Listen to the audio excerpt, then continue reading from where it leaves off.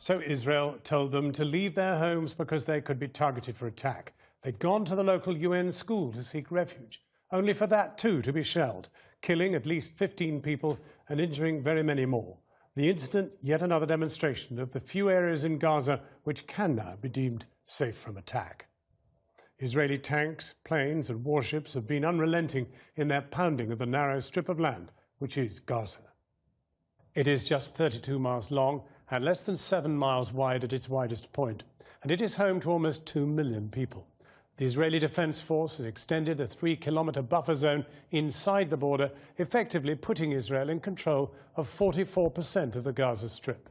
Today, the United Nations says that before dawn, Israeli artillery hit families sheltering in a UN school in Jabalia. 15 children were killed, scores more wounded. The UN says it is the 6th time one of their schools has been hit, but concedes that Hamas rockets and weapons have been found at 3 of its schools since the conflict began.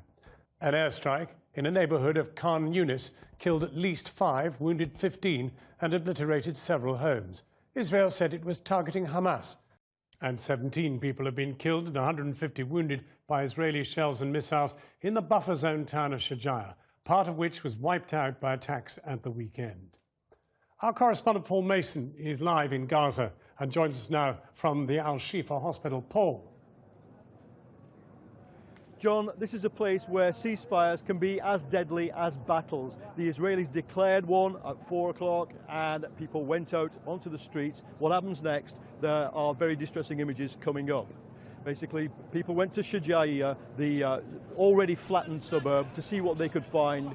They turned up at a market and a shell hit them. Now, we understand 20 people are dead, 160 injured, and many horribly because it involved a petrol station. And their relatives have been coming out here behind me from the Shifa hospital in great distress. But this earlier incident, the attack on the UN school, may be more diplomatically significant because that has been accused of breaking international laws of war by the UN itself. I went down there a couple of hours after it happened to try and find out what had happened. And again, I have to warn you that there are distressing images coming up. All night the Israelis pounded Jabalia. It's a dense civilian area in the north of Gaza, massively damaged after days of war. There, did that happen last night? Yes. Last night. Where did it hit? Where did it? Where? This is what we found at the UNRWA school, home to more than 3,000 refugees. At 5 a.m, after an explosion nearby, people were ordered into the buildings. This classroom was one of them. Whatever hit it was big enough to blow 2 holes in this cement wall. The blast come inwards. You can see where it's ripped through the roof, so anybody basically in its way likely to be killed or injured. 20 people died, according to officials. This man was there. At 10 to 5 in the morning, suddenly shells came from over there.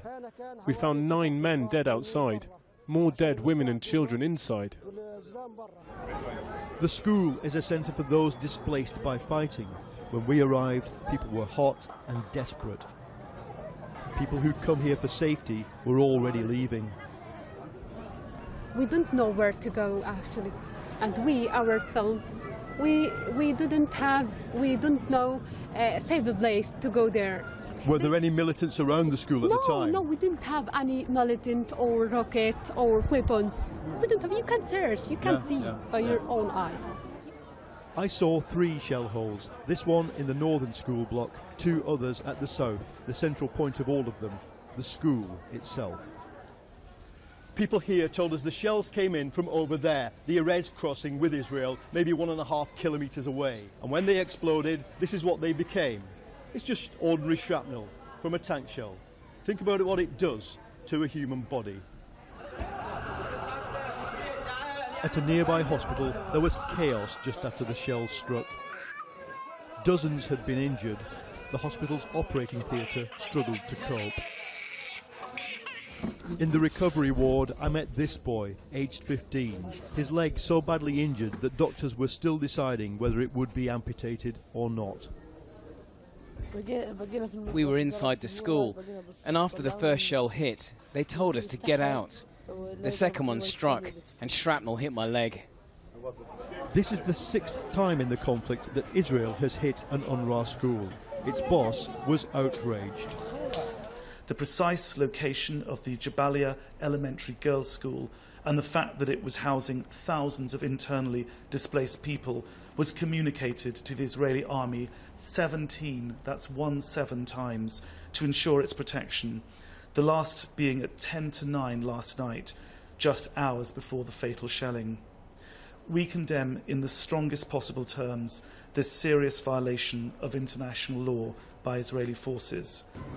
Israel said it had been responding to mortar fire from right next to the school, but while the accusations flew at the hospital, there were other victims from other shells. Do you think that Netanyahu is a good man to show that to the people that he said that we target the wanted people? They target the children. Jabalia is a dense urban area where Hamas fighters live and have support. UNRWA itself said it had 3 times discovered rockets hidden in other schools.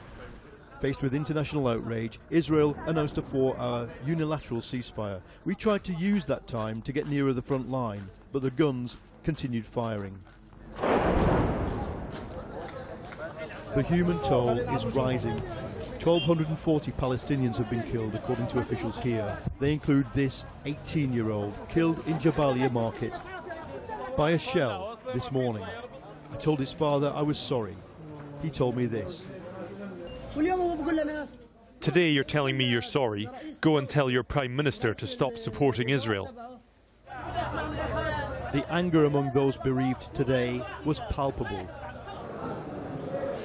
And after the anger comes the grief.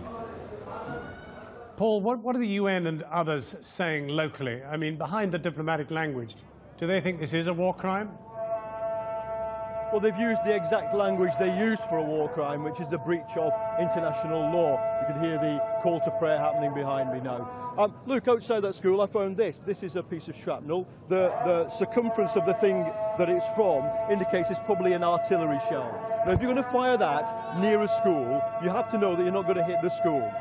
The Israelis have both drones in the sky and in that area a blimp, a kind of balloon with a camera on it. All they need to do is roll the footage from that blimp to find out which tank or artillery piece fired that and then find out what the command was given.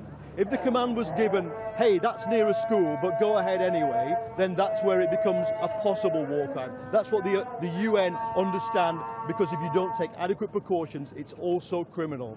No, I mean, look, war crimes are an emotive term. We have the term because in all wars, people break the rules. But ultimately, I've been known to Jabalia for hours today. It's a densely packed former refugee camp made into an informal settlement, classic third world slum. If you're going to fire stuff at it, this is going to happen. I think the only way to stop civilians dying in Jabalia is to stop firing at Jabalia.